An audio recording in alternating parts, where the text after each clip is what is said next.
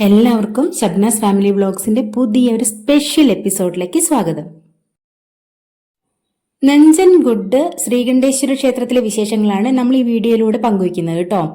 കഴിഞ്ഞ വീഡിയോയിൽ നമ്മൾ നഞ്ചൻഗുഡ് ക്ഷേത്രത്തിലേക്കുള്ള യാത്രയാണ് കാണിച്ചത്. അതിന്റെ ബാക്കിയായിട്ടാണ് നമ്മൾ ഈ വീഡിയോയിൽ പറയുന്നത് കേട്ടോ. അപ്പൊ ഈ നഞ്ചൻഗുഡ് എന്ന് പറയുന്ന സ്ഥലം കർണാടകത്തിലെ മൈസൂർ ജില്ലയിൽ പെടുന്ന ഒരു സ്ഥലമാണ്. അപ്പൊ ഇവിടെ നിന്നിട്ട് മൈസൂറിലേക്ക് ഒരു 25 കിലോമീറ്ററോളം ദൂരമുണ്ട് കേട്ടോ. നഞ്ച് എന്നാല് വിഷം എന്നാണ് കേട്ടോ അർത്ഥം.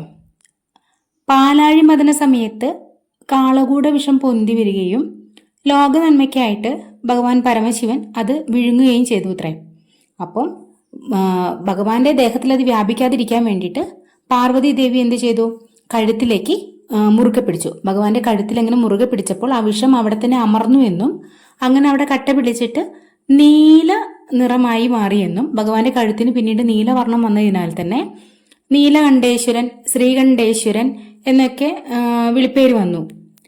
അതുപോലെ തന്നെ ഈ നെഞ്ച് അഥവാ വിഷം കഴുത്തിൽ അമർന്നതിനാൽ നെഞ്ചുണ്ടേശ്വരൻ എന്നും അറിയപ്പെട്ടു. നഞ്ചൻഗുഡിന് ഗരളപുരി എന്നൊരു പേരുണ്ട് കേട്ടോ. അങ്ങനെ വഴി അറിയാതെ ചോദിച്ച് നമ്മൾ അവസാനം നഞ്ചൻഗുഡ് എത്തിയിട്ടുണ്ട്. അപ്പോൾ എങ്ങനെയൊക്കെയോ തിരിഞ്ഞ് ശിവട്ടമ്പിൽ മുമ്പിൽ എത്തി നിൽക്കുകയാണ് നമ്മൾ കേട്ടോ. പിന്നെ നമുക്ക് തൊഴാൻ വേണ്ടിയിട്ട് കാല് കഴുകാൻ ഇവിടെ ഒരു പുഴ ഒഴുകുന്നുണ്ട്. അവിടെ പോയി കാലൊക്കെ കഴുകിയിട്ട് ടെമ്പിളിലേക്ക് പോവാം കേട്ടോ. കബനി നദിയാണ് കേട്ടോ ഈ ഒഴുകുന്നത്. കബനി നദിയുടെ തീരത്താണ് ഈ ക്ഷേത്രം സ്ഥിതി ചെയ്യുന്നത്. ദക്ഷിണേന്ത്യയിലെ തന്നെ ഏറ്റവും പ്രധാനപ്പെട്ട ശൈവാലയങ്ങളിൽ ഒന്നാണ് നഞ്ചൻഗുഡ് ക്ഷേത്രം. അതുകൊണ്ട് തന്നെ ഇത് ദക്ഷിണ കാശി എന്നും അറിയപ്പെടുന്നുണ്ട് കേട്ടോ. ക്ഷേത്ര സന്ദർശനത്തിന് വരുന്ന ഭക്തരെല്ലാം തന്നെ ഇവിടെ ഇറങ്ങി കൈകാൽ കഴുകിയിട്ടോ അല്ലെങ്കിൽ സ്നാനം ചെയ്തിട്ടോ ഒക്കെയാണ് ക്ഷേത്ര ദർശനത്തിനായി പോവാറുള്ളത് കേട്ടോ.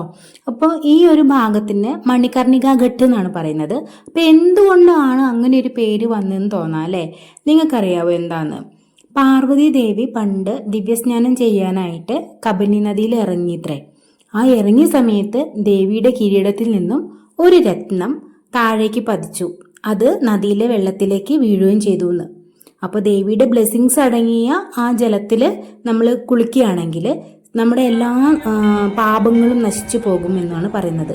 അപ്പം അതുകൊണ്ട് തന്നെ ഇതിന് മഹാപാപ വിനാശിനി അഥവാ മണികർണിക ഘട്ട് എന്ന രീതിയിലാണ് നാമകരണം വന്നിരിക്കുന്നത്. അതിനുശേഷമാണ് ഇത് മണികർണിക ഘട്ട് എന്ന് അറിയപ്പെടാൻ തുടങ്ങിയത്.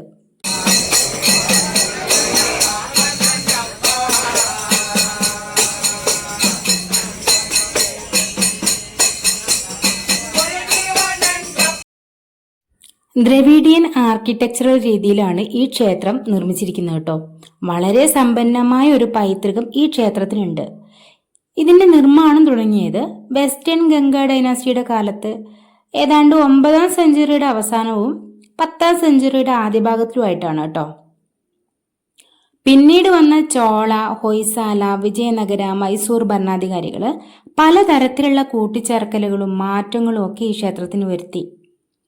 ആകർഷകമായ കൊത്തുപണികളാലും മനോഹരമായ കരിങ്കൽ തൂണുകളാലും നിർമ്മിക്കപ്പെട്ട ഈ ക്ഷേത്രം നമ്മുടെ കണ്ണുകൾക്ക് ശരിക്കും ഒരു വിരുന്ന് തന്നെ.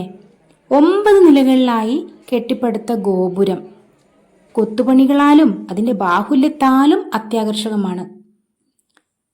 ക്ഷേത്രത്തിനകത്തുള്ള ദേവീദേവന്മാരുടെ വിഗ്രഹങ്ങള് പൗരാണിക ശില്പകലാ ചാതുര്യം വിളിച്ചോതുന്നവയാണ്. സാധാരണ ദിവസങ്ങളിൽ രാവിലെ 6 മണി മുതൽ ഉച്ചയ്ക്ക് 1:30 വരെയും വൈകിട്ട് 4 മണി മുതൽ രാത്രി 9 വരെയുമാണ് ദർശന സമയം. ഞായറാഴ്ചകളിലാകട്ടെ രാവിലെ 6-ന് തുറക്കുന്ന നട രാത്രി 10 മണിക്ക് അടയ്ക്കുള്ളൂ കേട്ടോ. എല്ലാ ദിവസവും അന്നദാനം ഉണ്ട്. പൗർണമിക്കൊക്കെ രാത്രിയിലും അന്നദാനം അവൈലബിൾ ആണ് കേട്ടോ. ഇവിടെ പ്രസാദമായി വിതരണം ചെയ്യുന്ന ലഡു വളരെ വിശേഷപ്പെട്ട ലഡുവാണ് കേട്ടോ.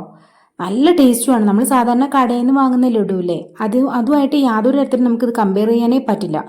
ഒരു പ്രത്യേക ടേസ്റ്റാണ് ഇതിന്. അപ്പം നമ്മൾ കർണാടകത്തിലെ ഏറ്റവും വലിയ ശിവ ടെമ്പിളായ ശ്രീകണ്ഠേശ്വര ക്ഷേത്രത്തിന് മുമ്പിൽ നിന്നാണ് സംസാരിക്കുന്നത് കേട്ടോ. ഇവിടുത്തെ വിശേഷങ്ങളും കാര്യങ്ങളും എല്ലാം തന്നെ നിങ്ങൾക്ക് ഇഷ്ടപ്പെട്ടു എന്ന് വിചാരിക്കണം. അപ്പോൾ വീണ്ടും ഇതുപോലെയുള്ള നല്ല അനുഭവവുമായിട്ട് നിങ്ങളുടെ മുമ്പിലേക്ക് എത്താം. അതുവരേക്കും ബൈ.